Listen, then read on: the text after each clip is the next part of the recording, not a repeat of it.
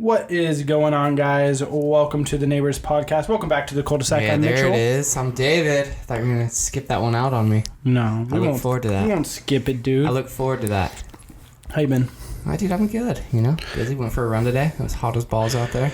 Yeah, how hot was it today? Like 80-something? I think 90? I think got up to 90, close to 90. I don't know. Felt good to run in the heat, though. No. See, I get a lot of heat for that. Everybody I tell that to, they're like, you're fucking crazy. You funny, dude. No, they're Get just a lot like, of heat for there's that. like, oh, I didn't mean to do that. Oh, slam, Nice. dude. You got him. No, everybody calls me an idiot for it. And Yeah, I mean, mostly because it's like not good for you.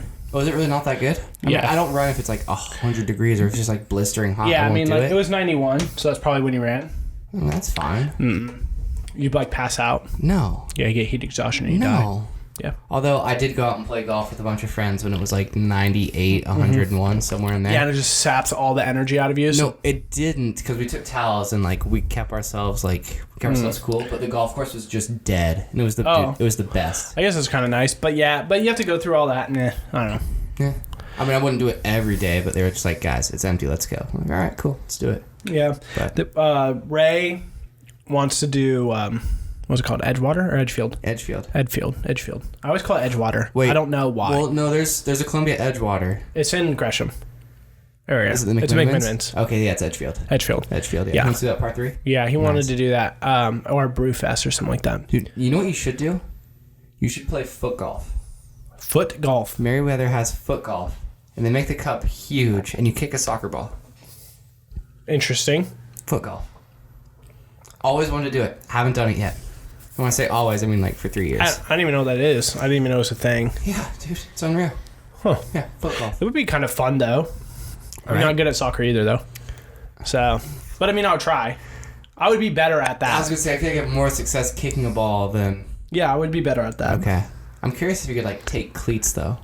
Depending on how far you had to kick it, for the par. If it was a par 4, how fucking far is that? That's a good question. I don't know. Because if you're a soccer player, We should grab Ray and go do this.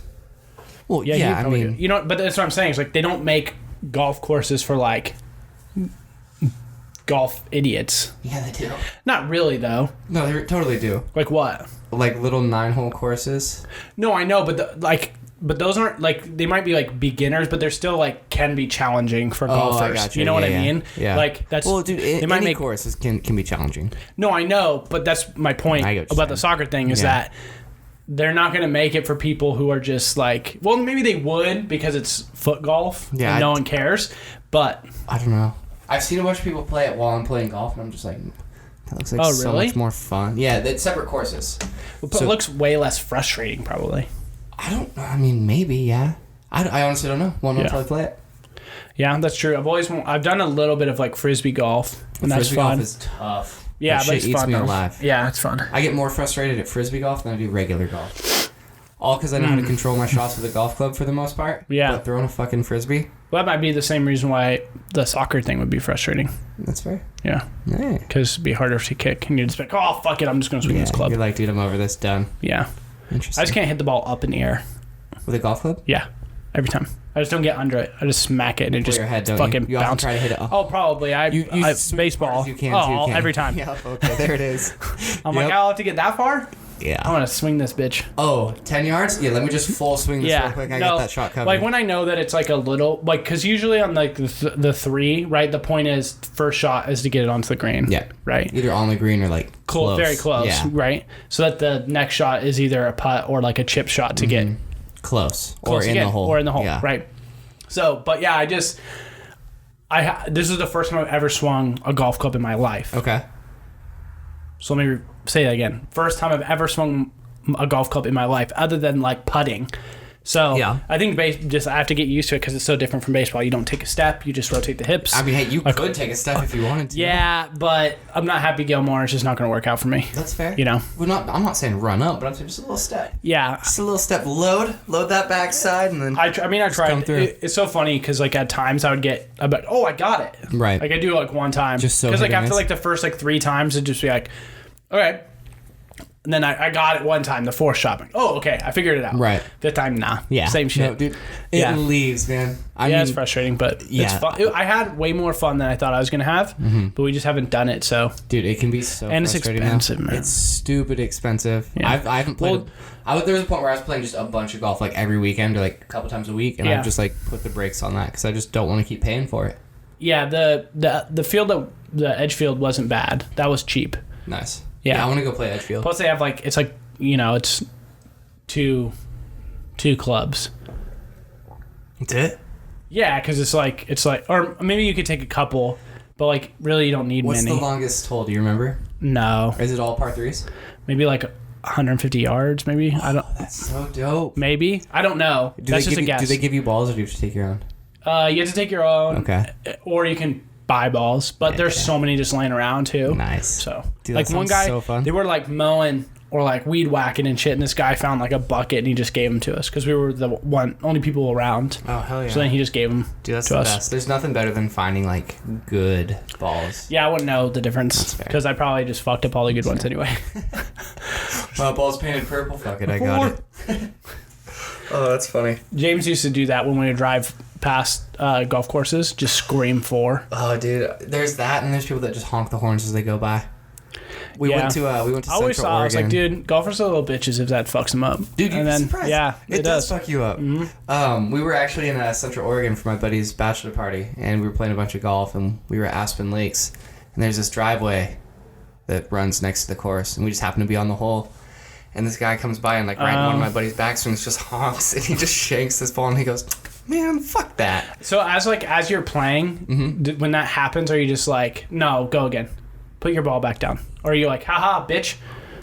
Sometimes, dude, honestly, sometimes it's both. Yeah. I mean, there's sometimes... I want to win, so it's haha, bitch every time for me. Dude, no, there's sometimes where it's like, well, me and a friend of mine, Sean, we got down to we do like one mulligan. That's it. Okay, throughout the whole 18 whole holes. Thing. Yeah. Because like we don't hit balls before we right? get there. Yeah, mulligan's a do-over. But I mean, we don't even use them really. Like the only time we use them is if an instance like we were talking about, like somebody honks the horn, or just like something kind of out of your control. I mean, something out of the norm. But I mean, like if a bird chirps and you just shank your shot, like dude, that sucks. But you're over there. Yeah. Did you see Cornhole was on ESPN? No. Yeah, like professional cornhole. Oh my god, I had no idea. I guess that's the thing. Where was it? Do you know where it was being played? No. I didn't pay attention that much. I'm very curious. But it was on some shit, and I was like... We should go next year. I mean, you don't have to be a fucking athlete. Most people who play cornhole are playing it with, like, a beer in their hand. I think there's a lot of Tommy John surgery that happens from cornhole. A lot of careers are ended early. Yeah, a lot. So many.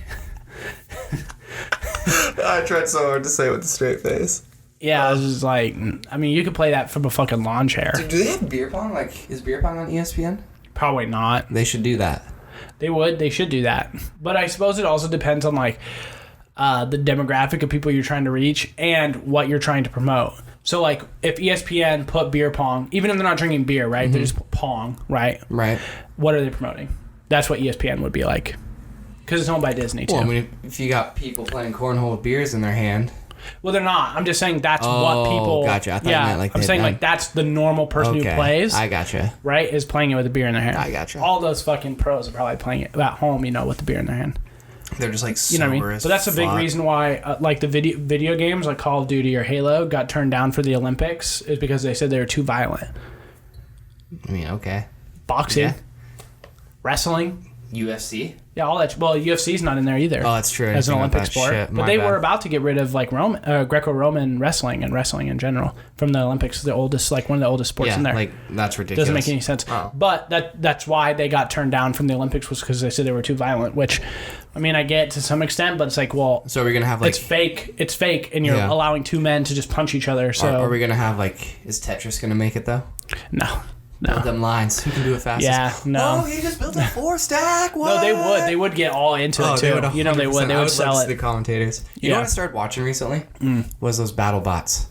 Battle bots. Yeah. Like what the fuck is that? Like people build robots. And they like. Is that still a thing? Dude, I guess it came back. No. I walked down the living room the other day, and I'm like, Dad, what are you watching? I think he was gonna say like American Pickers or some shit.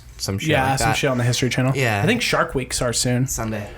I think. I'm pretty sure it's Sunday. Yeah. Can't wait. But yeah, so he says he has BattleBots, and I go, wait, what? And I look, and there are these 2 robots just going at it. Were they like sick? Dude, they're actually pretty tight, yeah. Because the other ones were like remote control cars, like turned into like these are still remotes. Knives on their wheels. No, I know. Oh, gotcha. But you know what I mean? Like, dude, I think, it's pretty wild. There's some that have like this crazy sharp. Yeah, like, they just tear it up on there that just like spins as fast as hell. Wouldn't you just be pissed though? I'll be pissed. Fuck! You know what's really funny though? This ruined my shit, dude. I've been working on that shit for a year. It's funny you say that. So they were talking all this hype about this one guy, and they're like, he hasn't lost, he's got the best, blah blah blah blah. Within a matter of like 5 seconds, the other robot just got the robot went expecto gadget hammer and just smashed that shit. It did something and flipped it. And it wouldn't drive anymore. Like it was still like on and like all the machines. Couldn't flip back over. No, like it was flipped on its wheels, but it couldn't like it broke something, so it just like couldn't drive, so it got knocked out. 10-second knockout. And it was the best one. Does it have to be able to move? Yeah, you still gotta stay mobile. Yeah, so see that's the thing, right? It's like technical difficulty. Something just unplugged, a wire popped off. They have like sledgehammers that like drop on you. They have like all these like I can't think of it, like saws and spinning blades. Dude, it's cool. Yeah, it's kind of tight. Yeah, it's such they a have blades 90s that like thing, pop dude. up, like a saw that pops up from the ground, just like spinning like crazy. Yeah, it's 90s, like early 2000s shit. I love it. Yeah, it's pretty cool. I feed off that. It's cool. Which reminds me back to those, you remember those little like robots, remote control robots we had where you could like scan a card and it would give it like different abilities and it had like armor it would wear? No. It kind of sounds familiar. Kind of rings a bell, right? Yeah, it kind of sounds familiar. What was that? I don't remember what it was. Someone will remind us for sure. I loved those things, man. Yeah. I fucking loved those. And it felt so cool to like come over to somebody's house and just like swiping these cards and like building these arenas and playing them. Mm-hmm. I don't really remember it, but I remember like Beyblades. Oh, dude. Yu-Gi-Oh, that kind of stuff. Yep, I remember that. Yeah, I never really got into like the card games. I just got into like collecting cards, but I never bought Yu-Gi-Oh cards either. I bought Yu-Gi-Oh cards. I got pretty big into Yu-Gi-Oh. Dude, I was kind of like a card nerd. I know a lot of people were. I loved them. I still have all my Pokemon cards. I'm gonna look at those tonight. Loser. Just kidding. Right. What? What? What? No, I didn't say right or anything. No, I hear you. Okay. So, somebody asked me today if it was hard to quit baseball. It's not hard. When I quit baseball. I'm soft right now. Okay, fair enough. Give you a minute to sort that one out. That's weird. Just kidding. Usually I just have a full-on erection when we do these things. Wow. It's weird. Okay. I just get really excited. Because I'm coming over? Oh, I wouldn't say that. Damn it. I think it's all the technology. Dude, Rumble bots. Side note, it's Rumble robots. What was the show? Dude. Yeah, I'm sorry. I'm so excited right now. What? What was the show that was kind of like those kind of like Transformers, but it was with like beasts? They were called like Beast Wars? It was called Beast Wars? Beast Wars. Yeah. 100%. I nerded out on that shit too. Yeah. I loved it. Beast Wars, what was it called? Power Rangers, Beetleborgs. Yep. Man, that's some dude, shit. My God. They all yes, fucking I recognize overalls and shit. Dude, this makes me so happy. I fucking love these, man. These are the two that I had. I had the one up there and this one over here. Yeah, no, I do remember what I see him now. You had one of these, right? Yeah, I'm sure. Here, pass it over. Didn't you have that middle guy? Yeah. Yeah. Dude, I remember those. You had Ball Man. What are the other names? So you have the ones that I had Mephisto was mine. Mephisto is like a name for everything. Isn't that like a demon god? I don't know. And then I'm pretty sure it the is. other one, the other one was my dad's. That one was Lobjaw. Lobjaw. Yep. Then you had Lugnut. That's a fucking name. Oh my God, I can't even read these. Clamster. And dude, I can't. Does Clamster like pry things open? I guess. No, he looks like he just punches shit. And the other one is I can't even read the last one. What are these things called? Rumble Robots. Rumble Robots. This is nostalgia at its finest. I really want to find these again. Except I don't think I have them anymore. This is totally something that like we would spend way too much money on now. You know, like 100%. As you're a kid, if I saw these in the store right now, do these fucking names. I would just drop I'd drop everything I'm doing and be like, yo, I just bought 3 Rumble robots. Who's trying to come over and fight these things? Yes. Okay. Yeah. Okay, so they spelt it weird. Okay. Mephisto. They spelt that weird. Isn't it Mefisto? Yeah. Yeah, like Mephisto. Yeah, but that's how it's spelled in that. Oh, gotcha. Is with the, like your fist. That's funny. I thought demon, dude, or some shit. I'm so stoked about these. I love these. We had the good toys. Mephistopheles is a fictional character. Is a demon featured in German folklore. Oh, okay. Originally featured in literature as the demon in the some legend. Interesting. A word I can't pronounce. Dude, that made me so happy. Oh my god. Okay, anyways. Yeah, it's a devil in medieval mythology. Okay, interesting. Sold his soul. Weird. Interesting. You know what's He's bullshit, creepy as actually? fuck looking though, I'll tell you that. Who? Oh, Mephisto and the shit. It looks like a fucking wizard. You know what's bullshit that I'm looking at right now? I think they sold the armor separately. That's what I'm saying. It's like now we would spend so much fucking money on it because we can. And our parents were just like, God. Oh, they totally sold the armor separately. Yeah, I'm sure that. Yeah, they did. Snap-on Rumble armor. I think someone created this in Mephistopheles and D&D. Oh, is this an actual thing? Dude, yes, that's my guy right there. The Mephisto armor. God, I'm getting way too excited about this. Okay, anyways, back to what I was saying. So, I had somebody ask me if it was hard for me to, like, quit or give up baseball. Like, okay, but the thing is you didn't quit, though. No, I totally quit. What do you mean? So, like, after Clackamas, I chose to stop playing. Well, where would you have gone after that? I don't know. I could have gone... I got a letter from Corbin. For another college? Yeah. But I'm just saying, like, after college. Oh, after college? Well, yeah, I mean... No, I was gonna be done after college anyways. Yeah. But, like, I mean, I was never gonna get drafted. That was never in the picture for me. That sounded mean, but... No, you're fine. This is what it was. Where are you going, huh?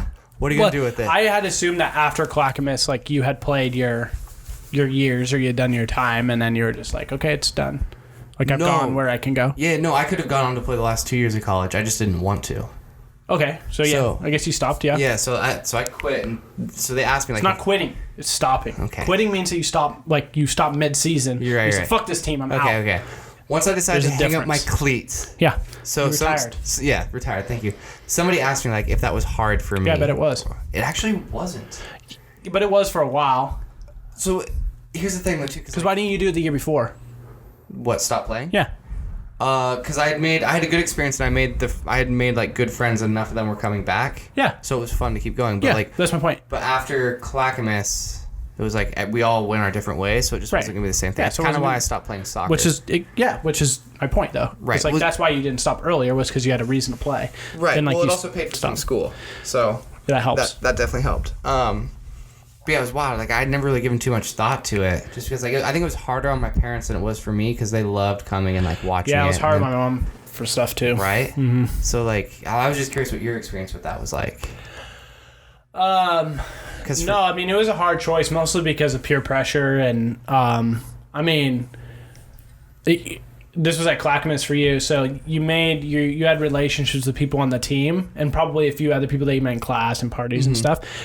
But when you're at a community college, or really a lot of colleges, you just don't have that constant line of communication, because everyone has their own shit. They're all adults. Right. Most likely they're working and going to school, or sport. That's basically work, right? And so you just don't have that time to like... And like you said, when you stopped, you guys have all kind of gone your separate ways in terms of that. So there was no, why aren't you playing this year, dude? Well, I mean, I'm sure there was, but not really. I mean, like, I was just ready to be a kid, though, too. Because, like, baseball had never defined me. Like, it was something that I did, and, like, I had fun doing it. And then, like, once Clackamas presented itself, I was like, all right, I'll do this for a year and see if I like it. Yeah. And then I liked it, and I had success with it. So I was like, all right, I'll go back for a second year. Right. I mean, I thought about transferring out, but I was like, no, I'll just go for a second year. Yeah. And then after that, it was kind of just like, I just want to be a kid. Yeah, I just want to do your thing. Yeah. Well, so I guess what I'm saying is, for me, it was different because at high school, you see your friends who you played with, because I started playing football in 4th grade. So not super late, but some of my friends played earlier. Right.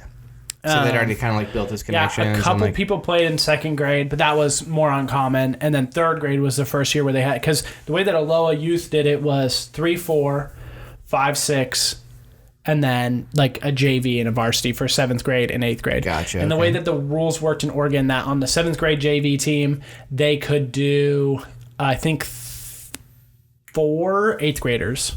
Okay. Could swing down, like if they just weren't that great, or maybe undersized for 8th grade, but would have been big for 7th grade. Gotcha. Or something like that. Okay. When we were in 7th grade, we didn't have anybody come down from 8th grade. Okay.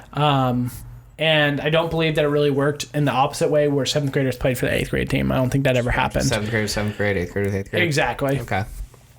So I had started playing in 4th grade, and when I played because all my friends, or not all, but like a bunch of friends wanted me to play. And so I said yes, but because there were so many kids that turned out, there were 2 teams.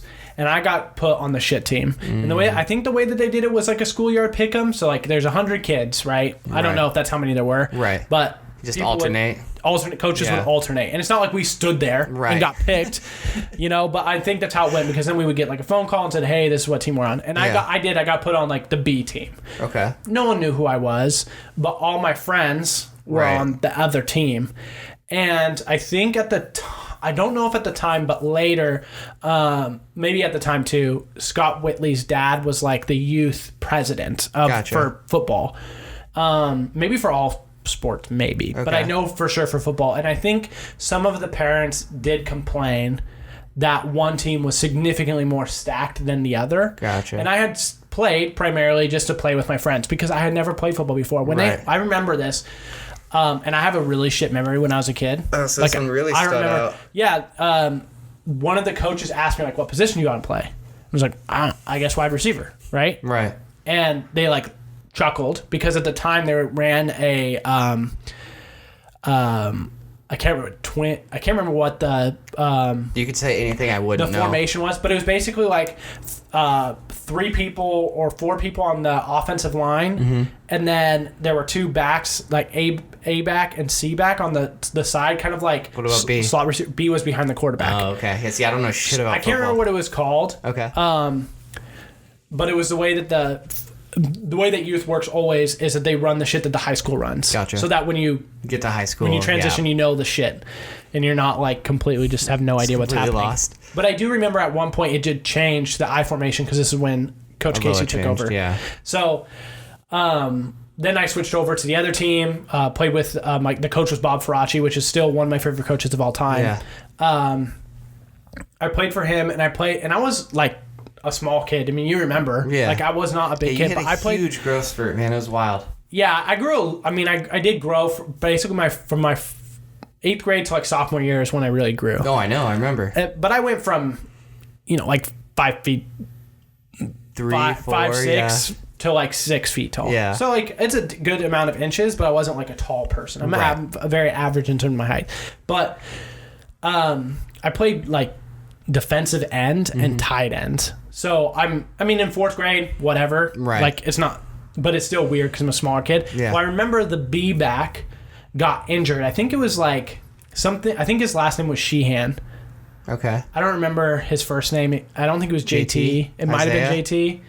Might have been Isaiah, the older one. JT. Yeah, the older one. Mm-hmm.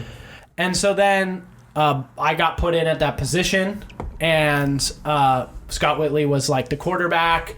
My friend Newt Faisal played, but he broke his arm like pretty early on. Oh Jesus! And so just cast that thing up. But I remember when I had when I had switched over from the other team, and dude, this was before Lowe had like fucking any money. Yeah. Because for practice, we had to bring oversized t-shirts to go over our pads. Like we didn't have practice jerseys. Jeez. It was like bring your dad's oversized shirt to go over your pads.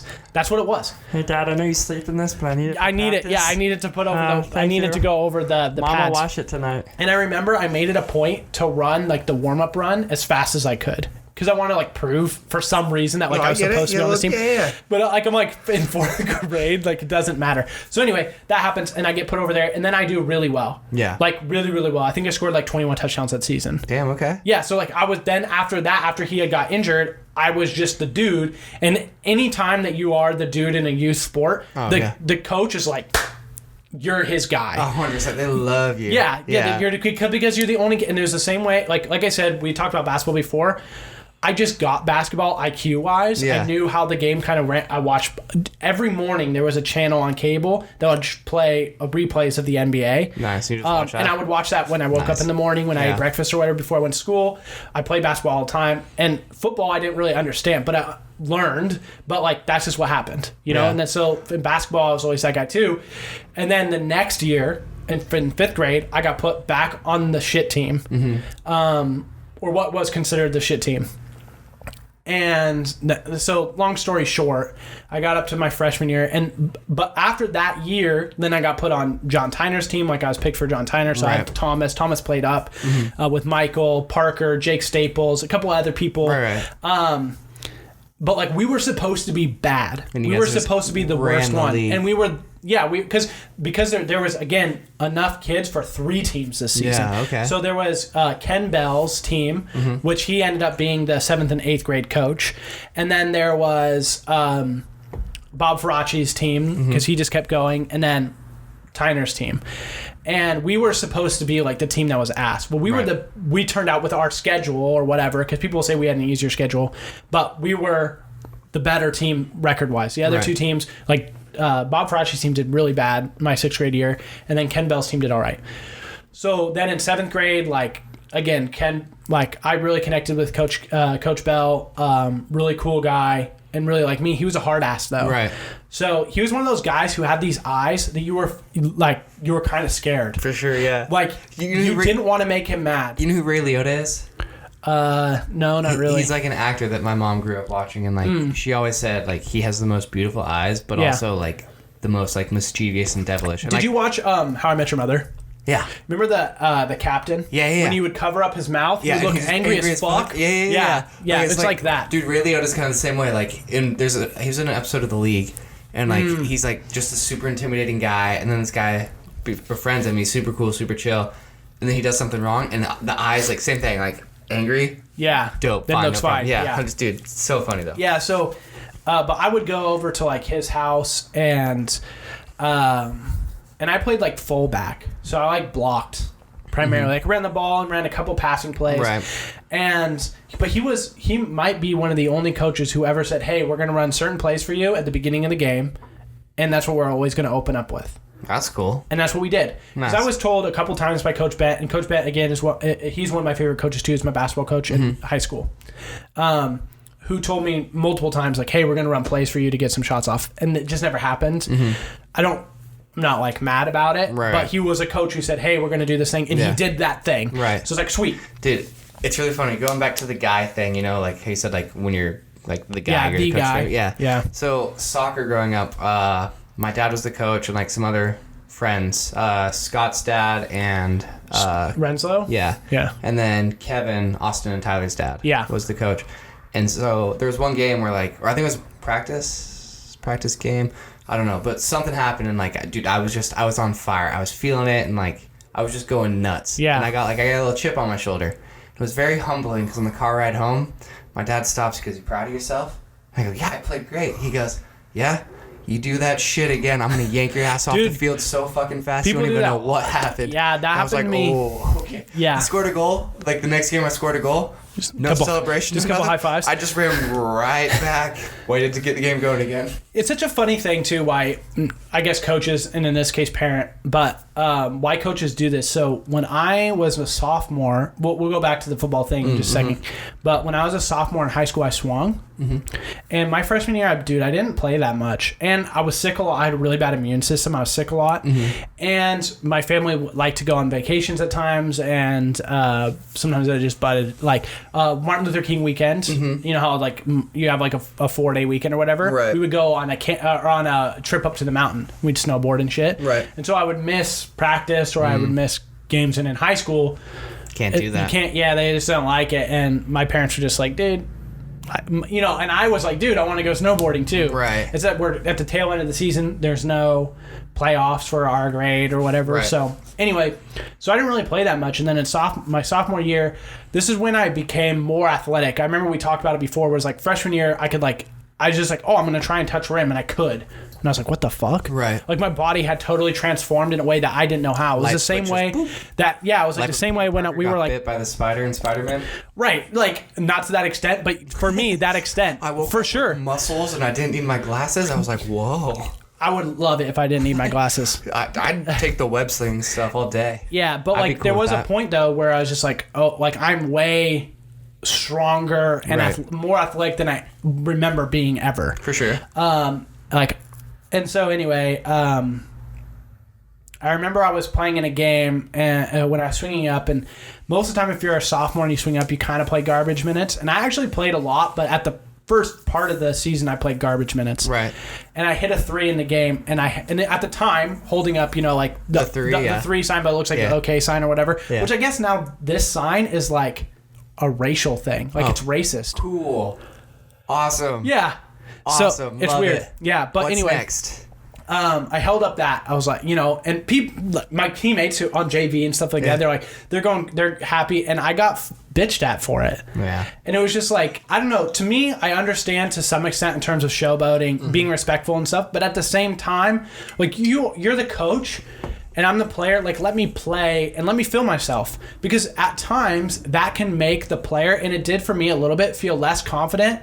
And feel like, okay, maybe I just won't shoot threes, or maybe I just won't shoot. And it did for me a little bit, but I was always a pretty confident player. It's funny. I have, like, in the NBA, I have a huge problem with all the showboating, even and it's sports in general. There's a lot of basketball stuff that I don't like. Yeah. Like the rocking the baby. Yeah. Clay running back the big balls, and then they went on to lose the game. Yeah. It made me so happy when he lost. Like, that kind of stuff I don't really like at all. But I think that there are some things that are definitely worth celebrating. I mean, celebrations have always been a thing in sports. Yeah, I mean, I like them in football a lot. To some degree. I get real tired of, like, cool, you got a first down, let me celebrate. Oh, cool, you got another first down, let me celebrate. Yeah, oh, I cool, get you got that. a third first down? I get that. Awesome. Touchdown, celebrate all you want. Oh, you're under a minute, the clock's running out, it's not going to stop for you, but hang on, let me celebrate. Yeah, I get that. Hey, I got to burn my time out as a coach now because dipshit decided to celebrate. Yeah. I need him in the game, but I want to reprimand him too. Yeah, I get all that. Get a touchdown, then celebrate. Yeah. But whatever. So I get that stuff. It doesn't really bother me. Sometimes it bothered me that we weren't allowed to just, like, be who we were in terms of expressing our enthusiasm in the way that we wanted to fit into, like, their subjective box of rules. Yeah. Like, that part just bothered me a little bit because it was like I never got to feel swaggy. Yeah. See, there's definitely, like, I have two schools of thought on that. I think there's a way of feeling swaggy, like, in a competitive, like, hot match, Yeah. Like, cool, you guys are trading threes back and forth? Feel yourself, go to town. You're beating them down by, like, 30 points. Oh, yeah. Keep that shit to yourself. Yeah, I mean, there's respect. Yeah. But for sure. I don't know. Everybody takes it so sensitive nowadays. I remember hitting a kid, and he's just, like, he stared me down. Like, I did it intentionally, and I'm like, all right, dude. Like you ran into him? No, like, I'm sorry, pitching. Oh, yeah, like I you threw beat a ball him. and hit a kid, and, like, it barely grazed him. Hit him. Yeah. Didn't mean to. Mm-hmm. And then I struck him out the next time up, and then I was just like, man, fuck this. Because he came up to the plate, and he was all cocky in the box, like, eyeballing me and whatnot. Right. And I got behind 2-0, and I was like, dude, fuck this. I'm over this guy. So I threw him, hit him in the ribs. Just didn't care. Yeah. James always hit me. Dude. That guy. Dude, playing Little League with that dude was so ridiculous. He's this big dude. Yeah, he was a fucking giant. Pitching to him, I'm like, if he hits one back at me, like, I'm dead. You're dead, yeah. 100%. Yeah. Dude, I've had so many balls hit back at me, I don't know how I caught him. Yeah, it's a reflex, man. No, 100% it is. Yeah. But, like, there was one, I have video of this in high school, where I threw this ball, and as soon as I let it go, I was like, wow, that's going right down the middle. I heard the ping, and I was like, yeah, that's coming back at me. I wasn't wearing a cup. Oh, no. All I could do, dude, it was coming right for my jewels. I turned to the right as quick as I could. Like, instinct took over. I didn't even think about this. Yeah. Just turned to the right, got that hamstring in front. It just hit me, dropped me.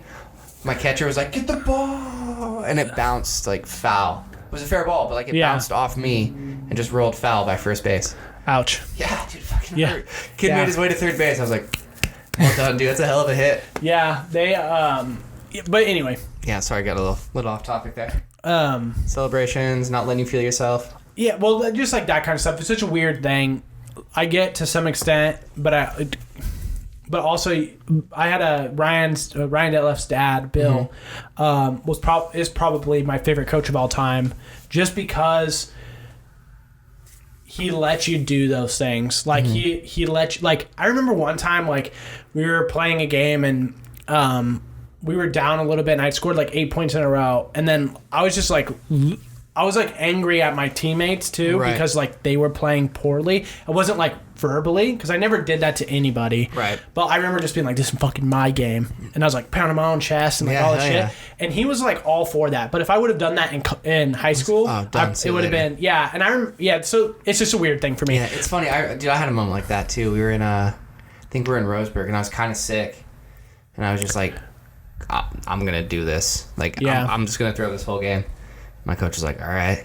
And we got our asses handed to us because they were a much better baseball team than we were. Mm-hmm. And it was funny, too, because, like, I was just like, I'm not going to burn anybody else's arm. Like, we have a second game to play. Like, I will just deal with this. And it was so funny, too, because at the end of the game, both my coaches were like, the only person that clearly wants to be here right now is this kid. And, like, he's sick, and he's busting his ass on the mound, and now I have to ask him to go play center field. What when was this? It was high school. High school. Yeah. Yeah. But it was fun, dude. I love this. To go back to the original question of quitting sports, so my freshman year, I had played really well, but this is when my body was starting to change. So I went and played receiver, and I was done playing like fullback. I was playing receiver, and I was starting to learn that I could like jump higher. But the thing is that, no offense to like Alan Bell, who was our quarterback at the time, we just weren't a great like throwing team. We always had really fast backs, and we always had really good offensive line. Like, it's one of the main reasons why we won our senior year state. Like, as a school, I didn't play, but because our offensive line was just so good. Right. And that was compiled of not just seniors, but it had younger classmen as well. Right. But I played really well on defense. I was a guy who, like, I was always moved around, because like if we were playing a certain offense that did certain things, then like I would move to that position, and that would be my responsibility. But I played like middle linebacker when I was at my freshman year, and again, like I was the size that I am now, except for way less. I mean, I'm bigger now, but like way less muscly. Like I was kind of a skinnier kid. Okay. And I remember I didn't really feel like playing because I knew that going from freshman to higher levels was going to mean more bigger time spent on practice. So Coach Casey did a lot of different things, like there's study hall, there's the weight room, there's then there's practice, and there's also 2 days films. Well, 2 days we did in freshman year. Oh, you did 2 days? Yeah. Okay. But I just remember being like, I don't want to spend that much time. 5 hours for practice. And I always I never wanted to be the teammate who didn't want to be there. Right. Because I hated playing and knowing that kids were there that didn't want to be there, because like, what the fuck? Go home then. You got to pick up the slack. Yeah. Or you're only as, I mean, it really is true. You're only as good as like and like you have to have a good practice squad and all this stuff. But like I just remember being like, I just don't want that. Like, if that kid doesn't want to be here, then why the fuck is he here? Right. Like, just go home. Like, it's not that big a deal. Like, you don't have to be here. And so I never wanted to be that teammate for my teammates. That like, it was just like, I just want to be here. Right. I think arguably I was better at football than I was basketball. Really? Okay. Yeah. Interesting. I pretty much I think I believe that like 95%. Okay. I just enjoyed basketball more. That's fair. I get that 100%. Yeah. And so I decided to not play, and as soon as that caught wind, we were supposed to have like senior like sponsors basically as players, like certain captains for football. But like as seniors or? No, when we were a freshman, we were supposed to have like juniors that were going to be seniors that were going to be like captains to like sponsor certain kids, or all the like they were broken like up, a little buddy kind of thing. Yeah, kind of thing to like make them feel comfortable. And mine was Joel Whitley. Oh, okay. So I had grown up with Scott and the family for so my whole life. No big deal. And he kind of talked to me. He's like, dude, go to Gold Beach. Gold Beach was a camp during summer that you would go, and it was like a week long, and you'd have like practice and then games and all this shit. From what I've heard, it's a lot of fun, but I also heard a lot of fucking stories that would have pissed me the fuck off if I was there. Yeah. Like, I think people got peed on and shit like that. Like, I'm pretty sure Jake Buchanan, like, peed on John or vice versa or some shit like that. I'm like, fuck that, There's dude. a backstory to that, but yeah. Yeah. But, like, if I got peed on... Oh, dude, I would lose my shit. Someone would die. Dude, here's my thing, though. Like, I would have found the biggest dudes and basically formed my own, like, mercenary camp to destroy whoever that was. See, here's the thing about me, like... When there's something that, like, really irritates me, I get this blind rage. Yeah. And all of a sudden, I just get these instincts where it's like, I don't like to fight. Like, I could carry myself, but I just don't. Yeah. When I get blind rage, dude, like, I'm swinging for the fences. Like, I don't care. Yeah. Swing first, sort it out later. Yeah, that would have been me for sure. Yeah, if I got peed on. Yeah. 100%. I would not someone's dwell dead. with that. Yeah, someone's dead. I remember hearing about that, though, too. I was just like, no fucking way. And then, oh, dude. Unreal. So he talked to me, and he was like, go to... Gold Beach. Go to Gold Beach. And Is that why they call it Gold Beach? Yeah, maybe, yeah. Now. And I was just like, I don't know. And then I got pulled out of... I had a strength training class with Coach Casey. Mm-hmm. After the class, he asked me to stay, and I think I stayed there for 2 periods after that. Like, he would, like, get the class going, and then he would, like, talk to me. Maybe it was only a period and a half. What about your other classes? He didn't care. He's like, I'll write you a pass. Wow, okay. Yeah, and he like talked to me for a while, explaining, to him why he thought I should play. Yeah. And that's like, I'm not trying to like toot my own horn. That's just what happened. Yeah. And I just decided not to. So it was really hard. And it was harder on my mom. Like, my mom really loved football. Mm-hmm. She was really into it. She was into the crowd. She was into, just being a sports mom. Right. And I think it hurt her more than it bugged me. I remember I didn't really go to any games. I went to, like, varsity games a little bit my sophomore year, but I didn't, like, go watch my friends play really at all. I don't think that was on purpose. Right. I just thought, like... Yeah. No, I get it. And then my junior year, I definitely went to games, and I did track my junior year because I was talked into it again, like, and I did all the jumping stuff, and I wasn't good because it was 1 foot jumping stuff. I was a 2 foot jumper. Dude. So it was like long jump was 1 foot. You can give me 2 feet jump, I won't make it far. Yeah, I'm just a 2 foot jumper, so that's how I jump. Far. And high jump was the same way as 1 foot, but I was fast. Okay. I was a faster kid, but I do remember everyone else being a lot faster than me. Like, I was probably the 5th fastest kid, but there was a huge difference between 5 and 4. Okay. It was like a second. I gotcha. I went and did, someone was hurt or something, and I ran the senior 100 meter, and this was, the people who are next to me are like Thomas Tyner, Sheldon, and Ryan Russo. Yeah. Maybe Christian Wood. I think Christian was hurt this time. That's why he was there. So they're all fast. Yeah. I think together, maybe Troy was hurt. I don't remember who it was. Someone was hurt. Someone, yes. Some individual on the team could not run at the time. So I replaced them, but they're all wearing like the speed suit things, and I'm just wearing the fucking short ass track shorts, and I think I finished like 0.7 seconds, like later than the last. Like I was last, right? And but I still ran like an 11.9, like a reasonable time. Yeah, it was a decent speed, but it was like. They're all in like the low 11s or high 10s. I think Thomas's fastest was like 10.8 or something like that. I don't remember the exact number, but I just remember being like, ugh, So you remember in Mountain View doing like the track day? Yeah, but like I didn't really like I did it more for like the fun of it, but not. Here's what happened. My dad was working at a Lowe at the time. Mm-hmm. So I would go. Your dad did art stuff. Yeah, he taught art at a Lowe. Was it drawing or painting or both or all of it? I think it was all of it. Primarily drawing though. Mm-hmm. So class I wish I would have taken. Dude, so fun. Graphic design too. I wish I would have taken that too. Super fun too. So I would go and I would do like 2 events. I would sign up for like 3 or 4 events, but I would do 2 just so like people knew I was there. And then I would just play it off like, oh, I forgot, I didn't hear my name. Da da da da. I would do my 2 events. And then I would walk through the field up to the high school and into the art room. Because it was all like right there. Yeah. Just a quick in, boom, left, another left, door on the left. Yeah. You're good. Hang out there. I rolled in. My dad's like, what the hell are you doing? I was like, I didn't feel like being down there. He's like, you got to go back. And I'm like, or you can just call me out. He's like, no. I'm like, all right, well, you and Mom have a parent-teacher conference probably later because I'm not going to be at school. And he's just like, Jesus. So he calls Mountain View. He's like, all right, yeah, I'm taking my kid. You're like, all right, that's hilarious. Yeah, dude, just put him on the spot. Like, that's super surprising though. Like, it was a big field that I was able to walk from the track. No, yeah, up to the school. I think that it's more surprising to me that your dad would be like, no, like you got to go back because like it's track. Like if you did your shit, who cares? It didn't matter that it was track. It was more or less like, no, like that's a school thing. You're at that school, like do it. Basically, like that's my responsibility to be there, kind of thing. Yeah, I get that. And then I hit college. I was like, yeah, I'm not going to this class today.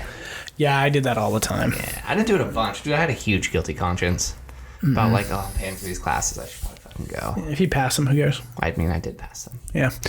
I took a relaxation yoga class, which should have just been renamed nap time. Dude, I want to take yoga so bad. Yeah, but relaxation yoga, like literally, it was in a room. Yeah. On mats. Uh-huh.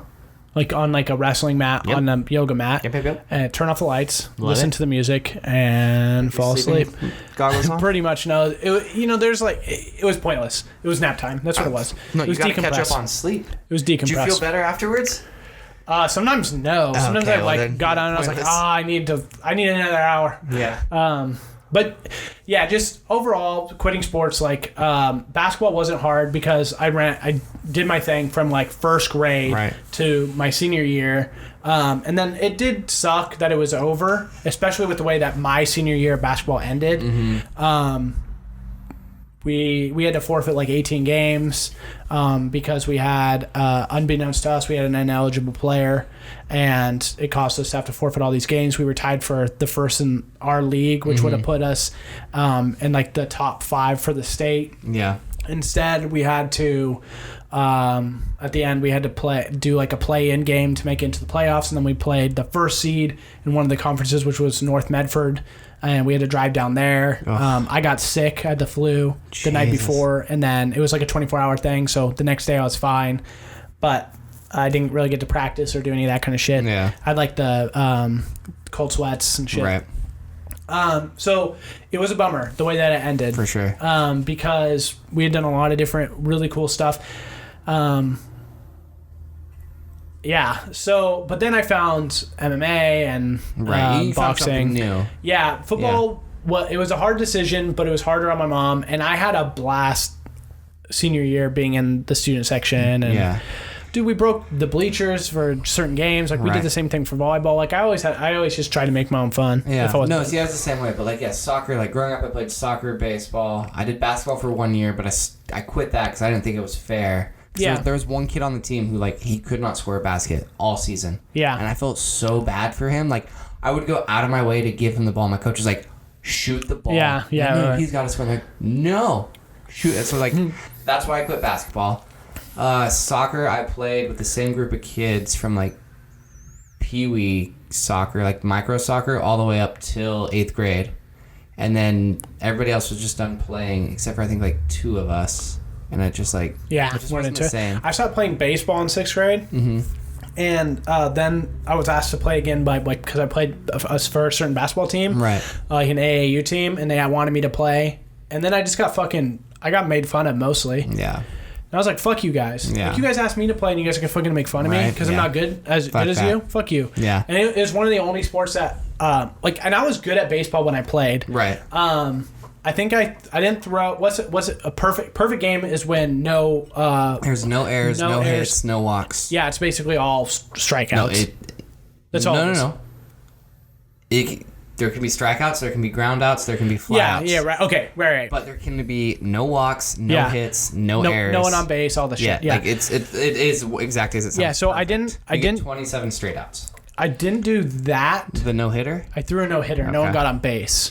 People can get on base. You can walk people, you can hit people, but just nobody got a hit off you. I think that's what I did. I can't remember. But I did something, and we took like 3rd place in the league or whatever. And I was good, but then I stopped playing, and I just wasn't that great anymore. Yeah. But certain people on the team just fucking made fun of me. And I remember so many times I was just like, I'm going to beat this kid's ass. Yeah. It's funny. I'm fucking over you. So you are 4 feet tall. Yeah. I'm going to destroy you. And that was the year that, and people were spread out. So I was on, like, Jesse's team, but Jesse was playing catcher, and he got hit, and he, like, broke his thumb. So, like, he couldn't play anymore. And then John and Zach McKenna were on a different team, and then James was on a different team. And I remember one time, and this is the other thing that pissed me off about this season was I'd slid into third base and I was safe, and whoever was the third baseman on the other team, as I was standing up, he like pushed me off and he still had the ball in his hand, and the ref wasn't paying attention at all. Umpire? Whatever. Right. The one in between shortstop or whatever. Yeah, umpire. He wasn't paying attention at all. Yeah. And he like pushed me, and then I got like yelled. I'm like, dude, this dude, I was like, I'm not confrontational in that aspect, even though like I did MMA and shit. Like right. But you got heated. But I was just like, he just fucking pushed me. You're not even doing your fucking job. Yeah, no, fuck you. That stuff would make me mad. No, for sure. Yeah. But yeah, it was funny. Like, so yeah, that's why I quit soccer, because it just wasn't the same. And then baseball, I thought about quitting my senior year, and I was just like, nah. Like, you made the sword. Yeah, I might as well finish. And then I got the offer to play Clackamas. And then, dude, my first day at Clackamas, so I was on scholarships. I was pretty much good. I basically had to go out right-handed and just fuck up to get cut and not make it. Yeah. But I didn't know that. I didn't know. I knew I was on scholarship, but I don't know. In my head, I'm like, you still got to prove yourself. Well, and you're a competitor, so. Yeah. And I'm like, dude, literally the first day there, they gather everybody all right, cool, position players in this dugout, pitchers over there. And I'm like, all right, cool, pitchers, no big deal. It's all these freshman kids, kids I don't know. It's all right, whatever. Yeah, you gotta size them up. This sophomore comes in, he's just he looks exactly like a pitcher, dude. Stereotypical pitcher, tall, not overly skinny, but skinny. Yeah. Oakley glasses on, you can't see his eyes. He walks in, he goes, fresh meat. And he just goes, he's a sophomore? Yeah, there's only freshman, sophomore at Clackamas. Oh, okay. So he just goes, fuck you, fuck you, fuck you. Gets to me, he goes, fuck you, you suck. And I'm just like, what am I doing here? Yeah, I'd bit that kid's ass. So, dude, but no, it was super funny. I ended up making friends with all of them. It was no big deal. And then that's kind of how it goes. After that first practice, one's all right, yeah, cool, you guys are good to go home. I'm walking back to my apartment, and I'm just like, hey, Mom, Dad, I don't know if I'm gonna make the team. I might have made a mistake. Mom's like, no, just relax, we'll be fine. I'm like, no, Dad, you weren't there. You don't understand. He goes, Dave, just relax. I go, Dad, you don't fucking get it. He goes, Dave, you signed a piece of paper. They're paying for you to go there. You'll be fine. I'm like, all right. Yeah. All right, cool. But yeah, once sophomore year rolled around, I was like, do I go play baseball somewhere else and pay a bunch of money, or just be a student, ride a longboard? Yeah. And the best part was, kind of what you said too, you had to invest all these hours, and once you took that step to a next school, bigger commitment, more to do. It's a job. Weights, nutrition, 5 a.m. practices. Yeah, it's a job. Yeah, I'm not doing that. My first practice as I swung up my sophomore year, Marcus Smith punched me in my chest. I was standing on the sideline, and he just walked up to me and was just like, yeah, and punched me fucking solid in the chest. And I remember I don't know why, but I just stood there and stared at him, and then we were cool. Dude, that's so tight. Yeah, but I don't remember why I didn't do anything. Yeah. I wasn't afraid of him. Dude, I love Marcus. But I was just like, what the fuck is happening? I had math class with him and AJ, dude. They were so fucking funny. Dude, I remember they were funny guys. But I remember this one year, or my sophomore year, I swung. James was swinging a little bit too. Ray swung. But I remember I took AP Euro and I almost failed that fucking class. Yeah. And if you have an F, you can't play sports. Right. I think even if you have a D, you can't play. Yeah, I don't know real. Though. Yeah. I don't remember, but I stayed late for a study session, and it was by the time we got out, it was 4:45. Right. And I thought practice ended at 5, but I guess it ended at 5:30. Okay. But James was, I said, dude, let's just go home. There's no point going. It's 15 minutes. We're not going to dress. Let's just leave. Right. And I remember we got in trouble for that, and I almost didn't swing because of it. I was and it was such a weird thing because I had never done anything like that before, and I'd never done anything to lose any of my coaches or teammates' trust. Right. And they were just fucking I remember they had to do this team powwow where they asked me questions, and I was just I made a mistake. I didn't even feel I made the mistake. I was just if I fail this class, I can't play. Yeah. That's why I wasn't here. Did you tell them though, or? Yeah. Oh, okay. I was just that's why I wasn't here. No, did you tell them before practice? They knew. Oh, okay, yeah, gotcha. they knew. Gotcha. They were just. I think the reason why was because they thought that I was skipping out on the 45 minutes of practice. But gotcha. I was like, guys, I thought practice ended at 5. Yeah. School ends at 2:30. Yeah. No, I hear Why you. would I think that it doesn't end in 2 hours? Right. That's how it usually is. And so, but I remember I felt they didn't believe me, and I was just I don't know what you guys want from me. Yeah. Well, I remember. But I'm better than you. I remember, I didn't say any of that, but I remember it's weird. I remember sophomore year. So I made varsity my sophomore year, and yeah, it was funny. Like, I had math class. Math class was my 5th period. And so, like, I would just go from math. And it was fun. Like, I love that class. Miss Hill, highlight of it. Like, it's super fun. I enjoyed it. I loved math, too. Yes, so, like, 6th grade math. No, it's not 6th grade. I thought they did 6th grade math at the end of the day for the kids who just couldn't do it. I was like, you realize I'm in high school, right? Anyways, but no, so like that was super fun. And then going from that, it was like, all right, cool. I got a half hour. Like, what do I want to do for a half hour? I would literally just like, I thought a half hour was a bunch of time. It's no time at all. I would literally just go move my car from the parking spot to the blacktop. Yeah. Walk down to the clubhouse. Hang out in the clubhouse. Again, youngest dude in there. So like, hey, David, do that. David, do that. Like, yeah. All right, cool. Like, whatever. I got it. But it was fun. I loved all the dudes in there. And then we'd go practice. And sometimes we'd be done at like, 3 to 5. Yeah. Sometimes it was 3 to 6. Yeah. When it was 3 to 6:30, you're like, dude, you fucked up. But... yeah. A bunch of us went to Burgerville like probably like 3 times a week after practice. Yeah. So awesome. Yeah, Burgerville's good. That location's closing down. What? Why? The one on TV Highway, I think, or Canyon now. Oh, yeah. Okay, yeah. That's like the oldest one. Yeah, it's gone. Yeah. It's gone already? Yeah, I'm pretty sure. Yeah. They were going to remodel, but because like where it's located, there's like a wetlands close to it, so they couldn't do... That's stupid. They couldn't do whatever they had planned. Shut down the wetlands. And so they... Make the wetlands move. So they shut it down. Just pour a bunch of cement in there. Expand the parking lot. That's a good idea. Burgerville would kill everything. All right, so I'm scared to ask this question. You showed me some of the notes. Oh, for Breaking Bad. You finished it. Yeah. What time are we at for podcast? We're at 56 minutes. Oh, okay. We got enough time. Yeah. Okay. Yeah. This might be a part 2, part 3, maybe part 4 to wrap up all of Mitchell's thoughts on Breaking Bad. It would take me a long time. Apparently, it's a shit show. Oh, yeah. I don't like this guy's like he sits there, he breaks out the phone. I see him scrolling through the notes, and there's a lot of scrolling happening right now. No, I didn't say it was shitty. I think overall the show's good. Buckle up, listeners. Overall, from 1 to 5. I think it's a 4, 3.5 to 4. Okay, no, pick one. Split the difference, 3.75. Okay. Yeah, I'll take that. Should have said 4, though. I think... fucking dick. So for anybody who hasn't watched the show, shit's going to get spoiled. Spoilers. It's gonna. I'm going to talk about from season 1 to season 5. And just my overall thoughts and everything. I'm nervous. I took some, we'll talk about it and we'll probably expand, but I took some notes that I really wanted to make sure they talked about. The reason why I think that I maybe think that it's less of a show than what other people do is because I binged it. So... There could have been more suspense build up from having to wait a week to watch the episode, but I also felt early on when I watched it that there was less that I was excited about. So, for example, when we talked about it, because we've kind of talked about it in compartments of me being like, oh, I've gotten this far, right? Is that the first season? Because I know it's 5 seasons long, I knew that not very bad things were going to happen to Walt or Jesse, because I knew that those guys were going to be. I mean, even the fucking cover art on Netflix is like old Walt and old Jesse, or older than they are now. Sometimes I hate that. They have like a beard and shit. Sometimes So I hate that shit. Yeah, there's that. But overall, it's good. I thought that they do this weird thing. That this is what bugged me. One thing was that they do these slow scenes throughout the series to where someone will be talking and it will take a long fucking time for someone to respond.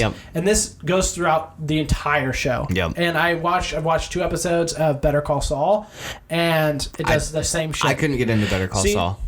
That show is, some people have said it's not good. Some people said it's good, and some people have even said it's better than Breaking Bad. So I'm like, I'm interested. And watching the first, I'll get back to it, but watching the first episode, I was like, okay, I might be more interested now. No, the story's very interesting. The main reason I didn't watch it was I just forgot what days it was on, and I just haven't gone back to watch it. Well, for instance, Saul starts with a different name in the start of this series. So, but he's still in New Mexico. Yeah. So something changes, and I'm not sure what. No, it's pretty, so I lied. I did watch the first season. After that, once I heard season 2 came back, I just you just over it. Yeah. And so this is in part with what I just said was every bad guy talks in the slowest way possible. Yep. So except for Tuco. Tuco's a fucking insane maniac. Yeah, dude, he's hyped out all the time. Yeah, but the other ones like Frayne, even Walter, I think personally, I think anybody who watches the show and thinks that Walter is an protagonist is a fucking lunatic. He's absolutely the main villain of the show. Dude, my favorite thing about it was when he confessed to his wife about why he was doing it. Yeah. I loved that moment. Yeah, there's a couple things that are pretty cool, but he's definitely the main villain. But something that's super interesting, and I think not a lot of shows are like this, there are no heroes of the show. There's no person who, except for maybe like Hank, but even Hank does bad shit. Yeah. Like beats up Jesse, even though he might be he might have, but like as a law-abiding and a DEA agent, like he can't do the things that he was doing. Right. So even he was a villain at some point. Yep. I mean, Jesse did shit too. Nobody has a clean conscience in the show. Yeah. Skyler and Marie, which Skyler is Walter's wife and Marie is his Hank's wife, which is Skyler's sister. Yep. Are the two most annoying characters that have ever existed on TV. Yep, I would agree with that. I don't think that the actors did a bad job. No. The actors did great. I think the actors did a great job. Actresses. Yeah, I think that they did a great job. But I think that their characters are fucking boring and they're annoying. I got real annoyed with Skyler basically momming Walt. All the time. Hated it. It's super annoying. And I understand on a personal level why she would be upset with him. Right. But the way that she was acting and doing things, certain things, like Walt, like him or not, was really doing things for his family. Right. That was his reason. And part of it, too, he liked it. He totally did. In the last season, he says it. And he's good at it. Yeah. He enjoyed it. Yep. He felt like he was alive. Yeah. So... That's what I want to find, just not with meth. Yeah. Mom, I mean, he didn't use it, so... That's true. But I just felt like she was a see you next Tuesday. Yeah. She's just super... I'm not into it. And Marie was just annoying. Like, this has not... Like, again... this has nothing to do against the actresses who played them. I think that they did for the role that was written for them. 100%. Just their characters are just not... I think without Saul, though, Breaking Bad would be a 1. Yeah, I would agree 100%. Saul definitely because the show before Saul was ass. Okay. In my opinion, like it was not good. What season did Saul come in? Do you remember? Middle 2. Middle 2? Okay, yeah. So they brought him in pretty early. Yeah, or maybe early on too, actually. Okay. Jesse and Walt's relationship never goes beyond manipulation, which pisses me off. Mm-hmm. Jesse cares about Walt. Walt cares about Jesse, but they're so quote unquote manly that they can't just say certain shit, and it's frustrating as fuck. Mm-hmm. And Walt never goes above and beyond to show Jesse that he actually really does care about him. Right. Besides taking him to rehab. Yeah. But at every turn, Walt judges him for what he does, and it causes resentment from Jesse to Walt. Which, in turn, is the one big reason, I think, that just creates a boiling factor on why Jesse ends up doing what he does in the final season. Yeah. Here's a question for you there real quick. At what point did you decide that Walt was like the bad guy?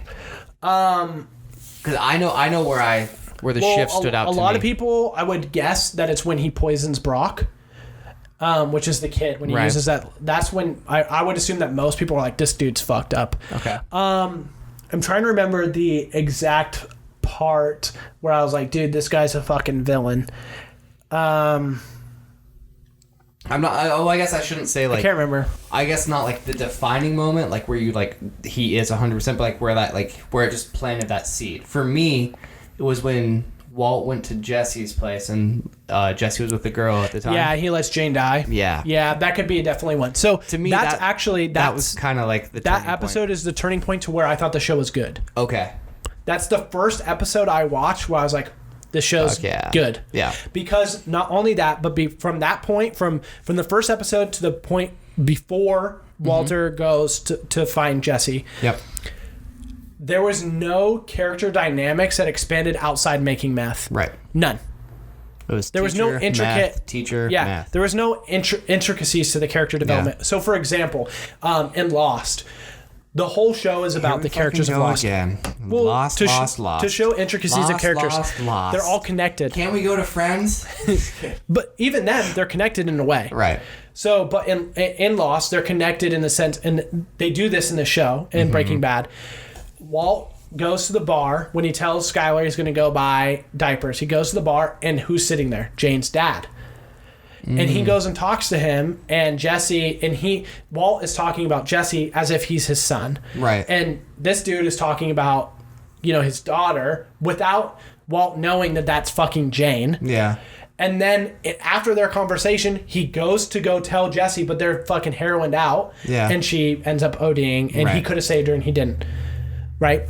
That's when the show becomes good, because now there's an intricate part to this story. There's another level. We have weaved these character relationships. The one thing that was weird for me was when the plane, when the guy was like air traffic control. Jane's dad does air traffic control, maybe for the military or something. Okay. But he causes 2 planes to crash above Walter's house. Oh, yeah, he did that on purpose, right? No, he does it on accident. He says really? Jane instead of whatever the J thing is. Oh, interesting. Yeah. I remember that, that's when it starts, raining money or something, right? No, there's a bunch of it's like stuffed animals, people's legs, that's what it was. all different sorts of shit. I'm rusty on it, but okay. Yeah. Keep going. So and I've also said people made irrational decisions that make sense in the context of the show. So this is a good thing. People did stupid shit, but it makes sense in how the show was Given going. Situations. Yeah, but there was a point in which I think after Walt blows up Fring in season, I think it's at the end of season 3, maybe in season 4, when he gives Hector Salamanca the bomb in the old folks' home, and that's how he kills Gus. Isn't that 4? Might have been 4. I think it's 4. Yeah, I think it was 4. Yeah, but that was to the point where I was like, dude, what the fuck? Well, I had a problem with that where Gus comes walking out. Oh, and it's the side of his face? Yeah. Listen, I understand. Yeah, no, at first I thought, oh my god, he's alive? That's what I'm saying. All right, cool. That's what it's for. Are we crossing, some weird shit? Bad with heroes right now? Yeah. But no, I mean, I understand, what it was for, but I'm just like, dude, you were just, point blank to an explosion. Yeah, you would just be obliterated. Because everybody else in the room was gone. Yeah. Yeah, it was toasty. So I get it. Cool, I mean, man. Yeah, it's a little frustrating. It's unrealistic. Well, I wore my super suit today. Yeah, so I'll break it down by season. In season 1... break it down. It starts out, completely nuts. Hang on. Laugh at that. Thank you. Yeah. It starts out completely nuts. More than likely, Walt would have quit right away. Okay. Because within the first episode or 2... or meth? No, meth. Okay. He had to kill 2 fucking people. Yeah. At the very fucking beginning... And he was horrible about it, too. In his underwear. Yeah, but he went from the straightest edge person possibly. Square. Yeah. Yeah. Worse. Yeah. Right? Worse. Taking absolutely no risk in his life, doing nothing, to cooking meth. So already a jump. Then he's going to murder 2 people. Hey, man. And put them in fucking plastic bins and dilute them. Which I thought was an interesting part of the show that continues on throughout the series. Is how they got rid of everything. Right. They just put them in this fucking plastic bin and put acid in there and watch them go away. Yeah. The character dynamic is boring. Okay. The good part about the first season was Jesse. That's pretty much it. Yep. The one thing I'll say is that cancer was the tool to kick off the show, but not an ongoing issue. Right. In a serious way. Mm-hmm. It was the reason for Walt to do irrational things, but throughout the show, soon, I think in season 2, he goes into remission, and it doesn't pop back up until the end, in which it no longer matters because he's done all of this shit. Right. So it's a tool, it's a plot device to get him to start cooking meth, but ultimately... It's the instigating factor. It doesn't matter. Also, why the fuck did they make Junior have MS or whatever, polio or whatever the fuck he had? I think it was multiple sclerosis. Well, that actor does have that. I don't think he does. No, he does. I just watched an interview and he walks up on Conan easy peasy, fine. Really? Yeah, no issue. I could have sworn. Unless MS can be cured, I don't know. I'm pretty sure I saw an interview where he did have it. Okay. But keep going. I'm gonna come back to that. Either way, the son did a good job of acting, but I just don't understand the plot or the story-driven reason for that. I don't get it. It doesn't make sense to me. Okay. Yeah, I mean... It would be like writing him as a normal character, but he has asthma. But the asthma never really comes up. Why the fuck did you include it then? Yeah. Literally, there was never any complication of him having MS. Ever. Right. So yeah, Walter Flynn White Jr. from the series Breaking Bad, like his character on the show, has cerebral palsy. Oh, cerebral palsy. Mm-hmm. Interesting. Either way, it doesn't make sense. Not saying that he doesn't deserve to be casted, not saying any of those things. It just didn't make sense in the plot of the show, just because it didn't. Maybe because they just wanted to hire this actor because he was good. Well, it just didn't make sense to me. So my thinking behind it was that, I mean, again, too, no discredit to the actor or anything like that. Like, he killed it. My thinking is it's just you have cancer in the family, so now all your focus is on that. But then you also have this, essentially like that's what my mom and Tanya said. But I was like, yeah, but he would have already felt that way. It's still his fucking son, whether or not he has 100%. cerebral palsy. It doesn't matter. Yeah. I also fucking hated. Like, this is something I fucking hated about the show. Up, got real serious. Hated was that he switched between Walter Jr. and Flynn. Yeah. What the fuck? Why? Like, I get it because you're upset with your dad or whatever, but Flynn, why? Or just be called Junior.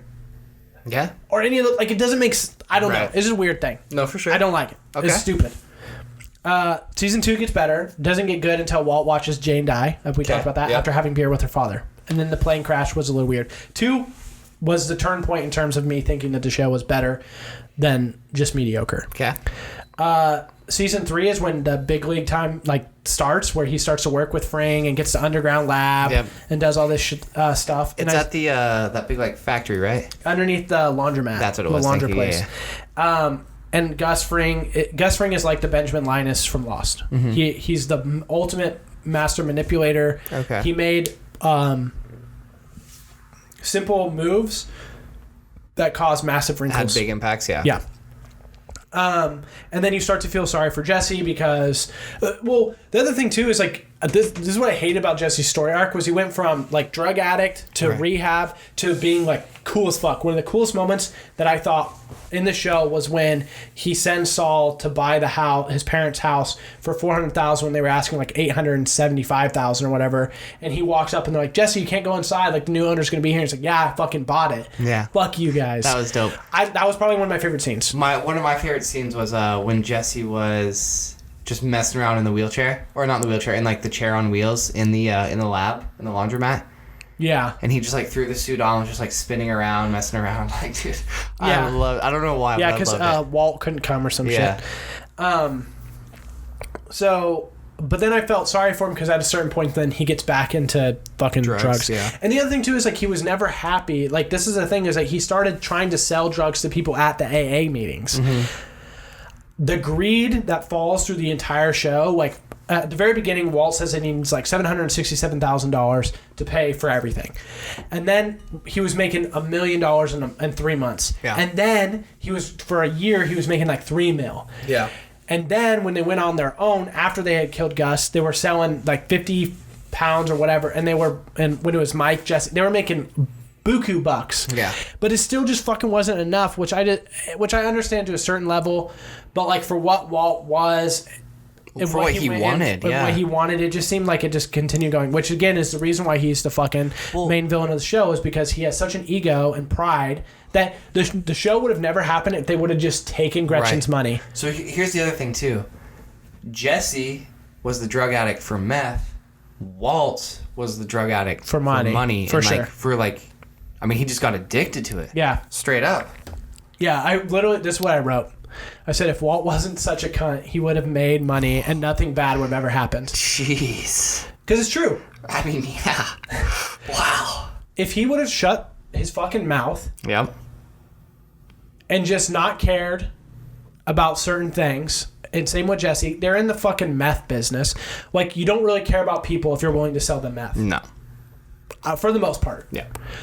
And so, if they would have just done their shit and, I think what really turns, is the tipping point for them is when Jesse learns that his new girlfriend's brother is the one that killed his friend. Mm-hmm. And then when he talks to Gus, they say no more kids, but then the 2 drug dealers kill the kid. So that causes him to go, and then Walter runs them over, and Jesse's supposed to run and all this shit. Yep. If they just shut the fuck up. And also, Jesse, why are you trying to have a fucking family? You can't have a family. You're watching Walt's family deteriorate. What are you doing? So then, I said Todd. Remember Todd? The other chemist, right? Todd. No, that's Gale. Oh, who Gale. Jesse kills. Todd is... That would have been... I think the Gale dies... Like it ends with the Jesse like holding the gun and it like shooting, and that's like the end of the season, I think. So that would have bothered the fuck out of me if I was watching it live. Yeah. So that's a point where I think I probably would have gotten more out of Breaking Bad if I was watching it live, because I got the opportunity to binge watch it. I just did the suspense, the theories, all that stuff. I never got any of that. I didn't get to theory craft. That's fair. The other thing too, well, I got to theory craft a little bit, but with people who had already watched it, so it made it that they felt probably more like they couldn't really craft with me, or if they said too much, they didn't want to ruin it for me. Like, I thought to some extent that Hank might eventually find out, but not want to prosecute. Want to get in on the money. Todd. Which one was Todd again? Todd was the orphan from Like Mike that finally got adopted and then turned to a meth head or a meth cook. Todd worked for Los Vamonos, the pest Vamonos things. Yeah, it's not ringing a bell. He's the guy who ends up... His uncle is like the white supremacist. And they have Jesse like kidnapped at the end. Oh! He's the bully in Like Mike. Yeah. Who bullies? He's the orphan who bullies Like Mike when he's like... I know he's Todd. Like, how does it feel to be a height challenge? He's like, better than being brain challenge, you know? Yeah, with Uncle Jack, right? Yeah. Yeah. Okay. So I thought it was funny that... Todd grew up, and then instead of his parents weren't there, but his uncle got out of jail, adopted him, brought him over to New Mexico, and that's the storyline from. It's Like Mike continuing, it's a real thing. Like Mike actually happened. I never saw Like Mike. Oh my god. I know. Okay. So dumb joke, but Todd, I liked Todd to some extent, but another reason why it goes downhill is because Todd kills the little kid who's on the fucking motorcycle after they pulled off the methylamine heist on the train. I think that overall Hank dying was an inevitable fact. 100%. Throughout the entire show, Walt wins every time. Yep. And that's just what was going to happen. So this was my main question. Why? I get that ego is a part of it, but why didn't Walt just fake his own death? That's a good question. Like, why didn't he just fake his own death and then just live? Because personally, I don't think that's something that, like, after seeing how it took over and corrupted him, I honestly don't think there's a point where he could walk away. Yeah, it was just such a silly thing. Like, he was the Kobe of meth. I know, but he could have gone to Europe. And start making meth over there? They were shipping it to Europe. Yeah, no, I get that, but, like, dude... I don't think there's a way that he walks away. Well, the thing was he became obsessed with not only successfully being the meth kingpin, but also still retaining his family and keeping it perfect. But if you're a logical person, which at times Walt is and isn't, but for the most part, he tries to think things in the most rational or logical way that he can with what situation he's in. Right. He could have disappeared to fucking Europe, and he could have just started selling meth over there. But again, too, it goes back to the addiction thing. Yeah, but he still could have fed his addiction. Yeah. But so anyway. But then he would have to start over, build all over again. Yeah. And this show, though, continues my belief that it is nearly impossible to end a series in a way that people will enjoy. I've heard that people really enjoyed this ending. Mm-hmm. This ending is the most abrupt ending I've ever seen in a series in my entire fucking life. The only ending that I can think is worse than this ending is the ending to Dexter. I didn't watch that show either. I tried to watch it. I couldn't do it. Dude. It's the same way with Supernatural. Supernatural's the fucking worst show on television. I never got into Supernatural. Yeah. I tried, just couldn't do it. Dexter, bad. I remember they were like, oh, we're doing another season. So I watched it, and as soon as I got to the ending, I was just like, why? Mm-hmm. Why? So with this one, the way that it ends, for people who haven't watched this series in a long time, this was the other thing. The whole time I'm watching this show, Tanya has seen it. Mm-hmm. Every time I'm telling her about this big moment I watched, she's like, I'll remember that. I'm like, did you watch the fucking show? Yeah, see, it's been a while for me. I don't remember a bunch of it. I just had to YouTube. But if I'm like, Gus blew up. You knew that. I clicked to that. Yeah, you remembered where he walked out. Yeah, he rolled in just... Yeah, and then it explodes. Like, what? Yeah. See? I told her about that shit. She has no fucking clue. Oh, Gus exploded, huh? Yeah, so I'm like, okay. Wasn't he the chicken this is guy? Weird. Yeah, she didn't even know that. Oh, God. So, Tanya, but the way that it ends is Walt goes back to, because he knows that they have Jesse because the blue meth is still on the market. Yep. And so he knows someone's cooking it, and he knew that he didn't train Todd well enough to cook it the right way. And so the only way that they could is if Jesse's cooking for him. Right. And I think primarily he thought that Jesse like partnered up with Jack, and that's how he stayed alive. But really, he's a fucking slave. Yeah. And he's all chained up and shit. Chained up in a hole, and just the worst. And it ultimately makes you feel like maybe Jesse is the only good guy in the show. Right. Or the character with the most. The one that you really care about, yeah, or whatever. Because so much shit happens to him. Yeah. But he goes and he tackles Jesse, hits the little key fob, and then the machine gun goes, kills all the people in there, except Todd. Yep. And Jesse strangles him. Yep. And then he kills the uncle because he's still alive. Right. And Walter gets shot by his own gun, which doesn't make sense in the like how it worked because of how low they were and how high all the fucking bullets were. It didn't make sense. So anyway, doesn't matter. You got cancer. Maybe? Yeah, I don't know. The way, literally, this is Jesse drives off. And he's like, "Yeah, I fucking made it." He's happy. He's screaming, laughing, doing all this stuff. Flashes to Walt. He walks through their cook operation, all their equipment, puts his hand on one of the things. He's bleeding. He got shot, right? And he falls down. The cops roll up. Show ends. The most fucking abrupt ending of all time. What happened to, they went to go find Hank's body. What happened to Jesse? What's Jesse doing? What's Skylar doing? Like, now all this shit is happening. We didn't get to see any footage from Saul, like where he went, what happened to him. Although you do in the first 15 minutes of the first season of Better Call Saul, which you might in the next two seasons. I thought Better Call Saul was the prequel to Breaking Bad. There is the prequel to that, but in the first 15 minutes, it's him in Nebraska, which is where he left to. Gotcha, and he told Walt, like, I'll be lucky if I'm managing a Cinnabon. And he's literally fucking working for Cinnabon in a mall. And he's Nebraska. He's got, like, his hair is different. He's got a mustache. Yeah. Looks completely different. Okay. It's just abrupt. It was an ending where it was like, well, what happened after? Like, it would have been really nice to see, like, 1 year later, like, because Jesse would have been on the run the entire time because they were still looking for Jesse. Whether or not he was an informant for them, they didn't know that because Hank kept all of that secret. Right. So as soon as they saw Jesse, they would have been like, holy fuck, here he is, we're going to arrest him. Right. And now, however, apparently, because I was looking on IMDb, Aaron Paul is currently filming an untitled Breaking Bad movie, but he's the only actor listed on it.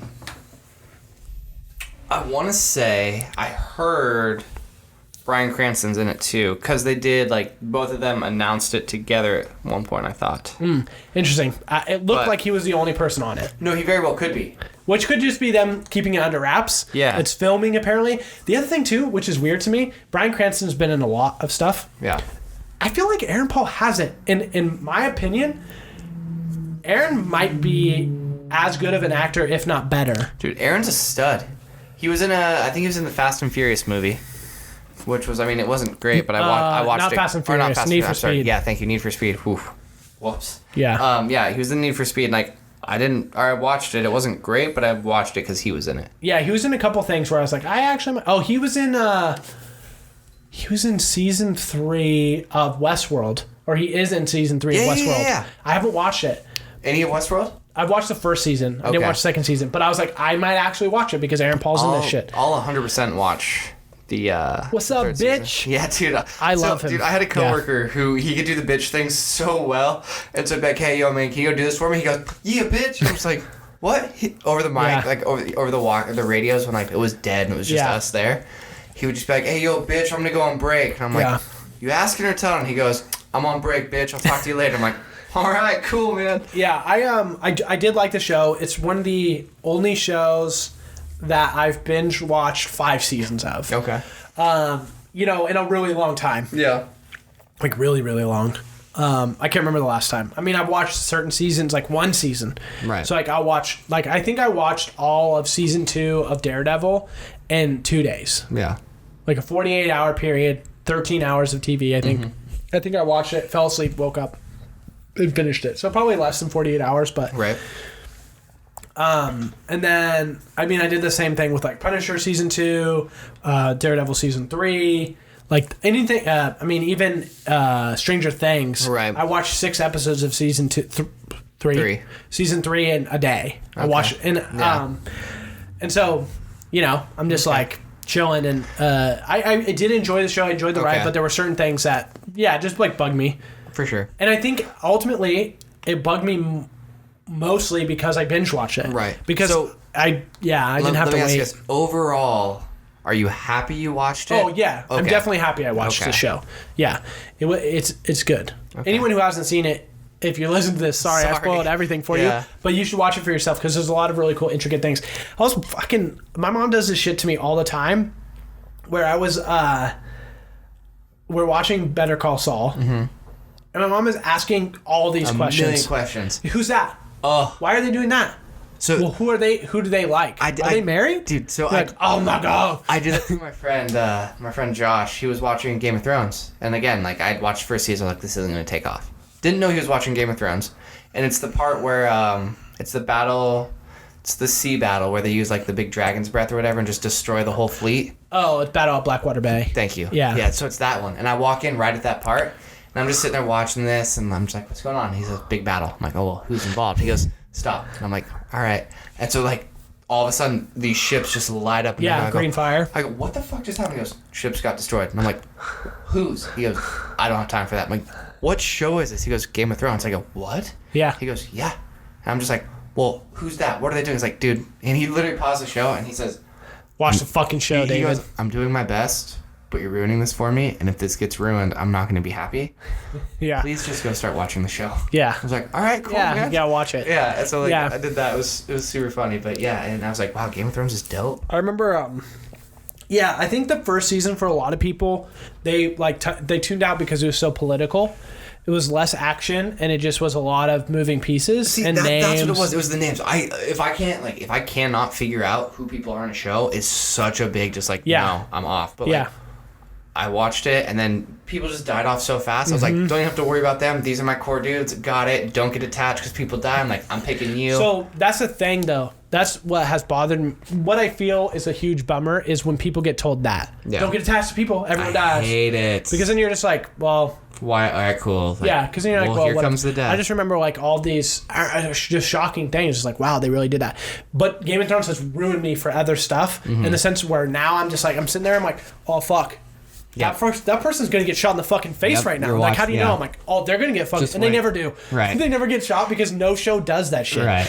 But no, I very much enjoyed it. I'm happy that I watched it. Probably will... I think Better Call Saul, each season's 10 episodes. I'll probably watch that. Okay. I just think that there's a lot of bad...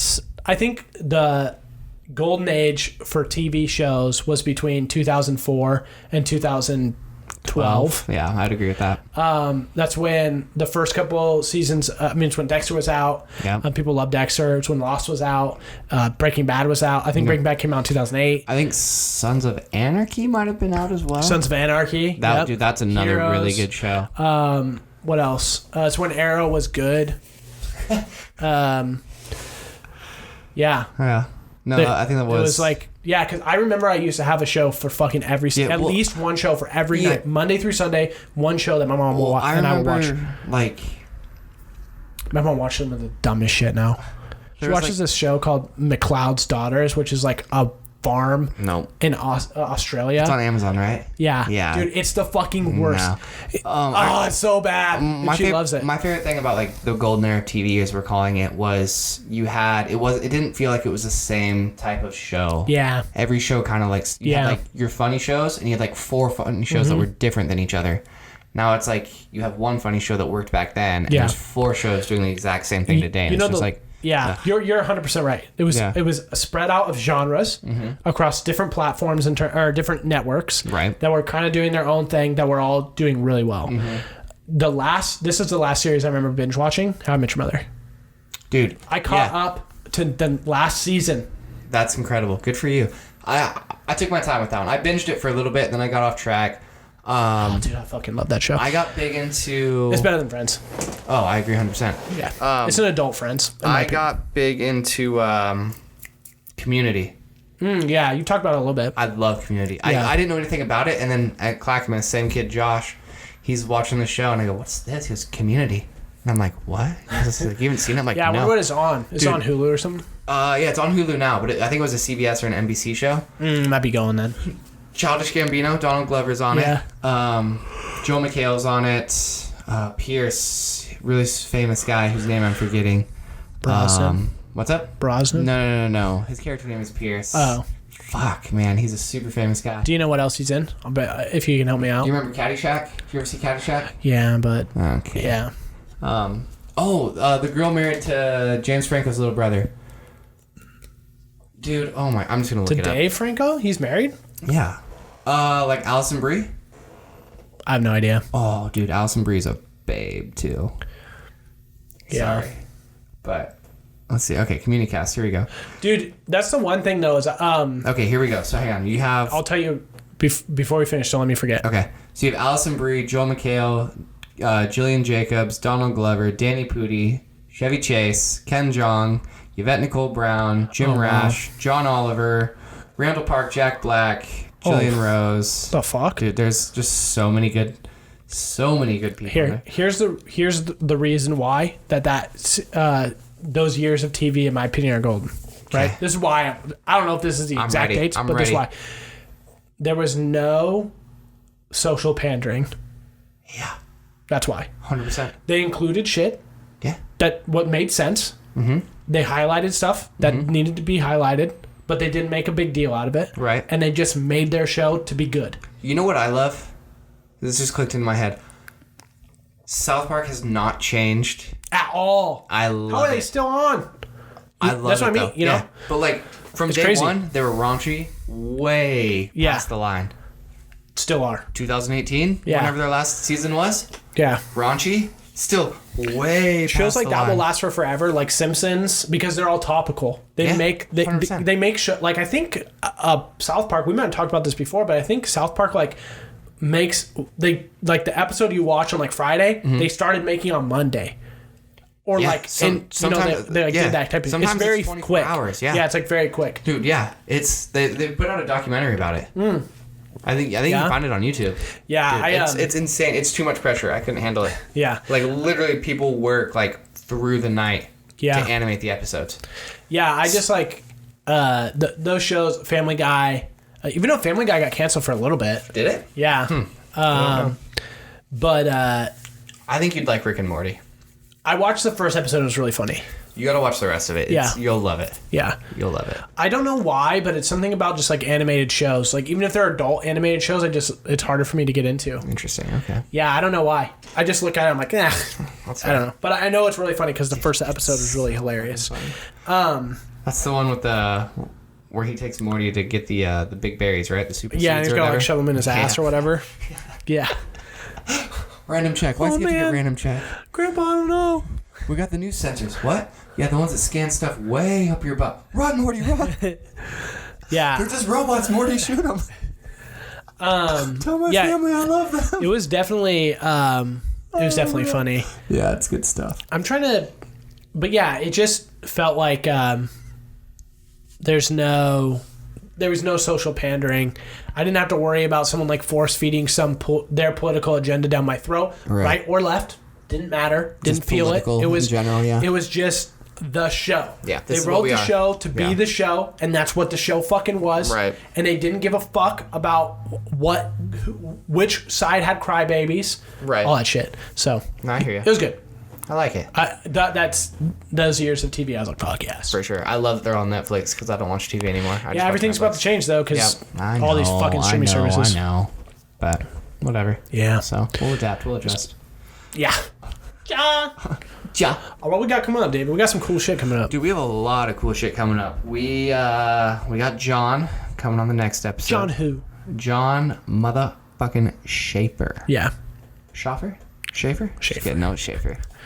It's Schaefer. Yeah, we got him coming up. He put together a fun little video for us that we're gonna release here pretty soon. It was fun. It was cool. Yeah. Fun little mess around. We have a couple other guests in the work that we are currently discussing. Yeah, trying to figure out the logistics for him. Sorry, what was that? Yeah. You want to try again? Trying to figure out the logistics for him. But Yeah. we'll make that one happen. That's no issue. Oh, yeah, it will happen. Oh, fucking Oh. duh. Fuck y'all. Duh. Hey, just a question. Do you remember this song? Shibuya, yeah, Shibuya, roll call. Yep, yeah, dude. okay, I was doing that earlier. And They did it in The Office, too. Yeah, that's where it was from, huh? Okay. The Office.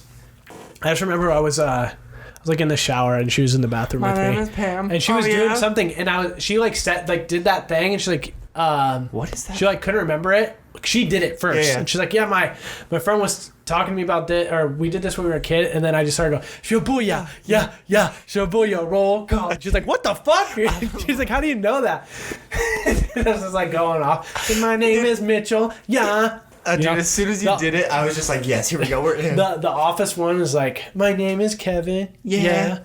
What does he say? It's like, "That is my name. Yeah, my name is Kevin. Yeah, because that's my name." Yeah, it's so good. I love Kevin. Oh my God. So hilarious. But yeah, dude, we got some good stuff coming up. I think these next couple episodes are going to be real fun. Some interesting guests coming on. John Schaefer joins us on Monday's episode. Yeah, Monday the 19th? No, 29th. It's 29th. The 19th episode. It's 29th. Yeah. Let's see. And then we got, I have one for sure guest that will happen in August. The other guests are in the pipeline. Yep. We're just trying to figure out times and logistics and things like that. Plus, we just never know what's going to happen with the house. This is true. So there's that. I'm going to play one clip before we go. What time? How much time is left? What time are we at? We're at 1:35. Okay, that's not that bad. We got a clip. I sent this to you on Instagram. Did I check it? Yeah. We talked about it, and you're like, "Oh, this is cool." Oh my God. Oh no. Let's see. You're like, "This is golden." I was like, "Yes." Was it the Joe Rogan? Yeah. Okay. Oh, it's gone. Yeah, I saw that too. I just saw that. Oh man. Anyway, I was gonna play it for you guys, but what Joe says is something that I talk about all the time. Yep. Which is You talk to me about it all the time. and I talk about it on here with the hype man. Right. He basically says like that's why he's successful. Is because he hyped people up, he supported people, and then people reciprocated. Yep. So it just shows that like again, like if you're doing something creative, you're doing something whatever that needs support from people, get your fucking friend, and if you're a friend of somebody who's doing that, just do it. And I really want to play it for you because it just Dude, it's good. It really like solidifies and really talks about like the same shit that I've been talking about, and I'd never heard this clip before in my life. Oh really? Okay. This was the first time that I saw it, and I was like, holy shit, like I talk about this all the time. So it's just a really big thing. Just be that person. I want to play it because it just came kind of full circle. But John starts on Monday. We'll release that video probably on Monday that he did. Yeah. And then we'll announce the next guest once we figure that stuff out. Make sure to follow us on Instagram and Twitter at Neighbor Podcast. Same thing with Facebook at Neighbor Podcast. If you are listening on Spotify, Apple Podcasts, basically wherever, just make sure and give us a review, like a rating. Obviously, give us your honest opinion. But I think right now we have like 12 reviews or something on Apple, all 5 stars, which is cool. Love it. And a couple of comments and shit. So do that. And just make sure to share our Facebook post, because the more you guys do that, actually the better, the cheaper, I learned this, the cheaper ads get. Oh, you know this? I did the not. more organic shit that you have on it, it actually makes shit cheaper because it's more viewed, so they want you to buy more. So they'll make it cheaper for you so that you can make cheap more. Anyway, I did not know that. I will like watch a video on it today. Interesting. Which is just one, obviously a selfish reason for us to ask you guys to do it. But if you guys really enjoy it, please do share it. We really appreciate that. We've gotten a bunch of views in Argentina and Brazil. Crazy. Woo. Yeah. Really cool. So much love to you guys. Thank you guys so much for listening. We really appreciate it. We do. Thanks for getting. I don't know if we were over 1,000 on Monday's episode. Were we? We're definitely over 1,000 listens now. I can't remember. I don't know. Dude, you're the analytics guy. What are you doing? I know, but I couldn't remember if it was... I'm just kidding. I think we did it on Monday, but we didn't know because we recorded the episode on Sunday. That's what it was. So thank you guys for 1,000 downloads. Yeah, that's fucking huge. That's unreal. And we're almost at 1,100 already. Getting close.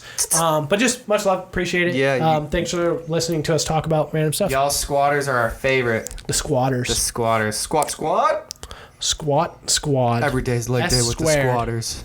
S squared. Squad. Squad? Yeah. All right.